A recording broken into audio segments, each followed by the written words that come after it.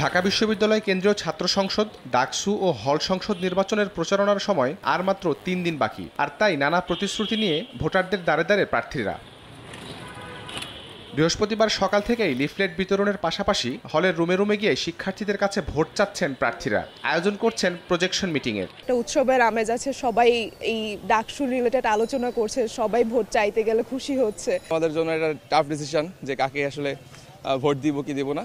দুপুরে ঢাকা বিশ্ববিদ্যালয়ের মোকাররম ভবনে প্রচারণায় আসেন ছাত্রদল সমর্থিত প্যানেলের ভিপি প্রার্থী আবিদুল ইসলাম খান। এ সময় মাঠের পরিবেশ ঠিক থাকলেও সাইবার জগতে ভোট বানচালের ষড়যন্ত্র হচ্ছে বলে অভিযোগ করেন তিনি। ভোট ঘিরে মব তৈরির শঙ্কাও তার। এই যে অনলাইন প্রপাগান্ডাটা ঠেকানো হচ্ছে, আগে তো দেখতাম আগের ফেসিবাদের আমলে চাইলেই তো কোনো পেজ ব্যান করা যেত, যেগুলো প্রপাগান্ডা ছড়াচ্ছে, এখন কেন তারা সেটা পারছে না। একই জায়গায় প্রচারণায় আসেন বৈষম্য বিরোধী শিক্ষার্থী সংসদ প্যানেলের প্রার্থীরা। ভোট বানচালের আশঙ্কা তাদেরও। অনলাইনে নানা ধরনের প্রপাগান্ডা দেখছি, একজন আরেকজনের গ্রুপ আরেক গ্রুপের বিরুদ্ধে প্রপাগান্ডা ছড়াচ্ছে।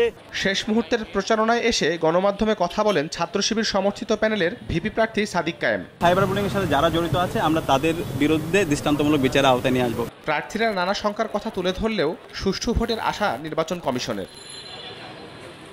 শাহরিয়ার শমিক, সময় সংবাদ, ঢাকা।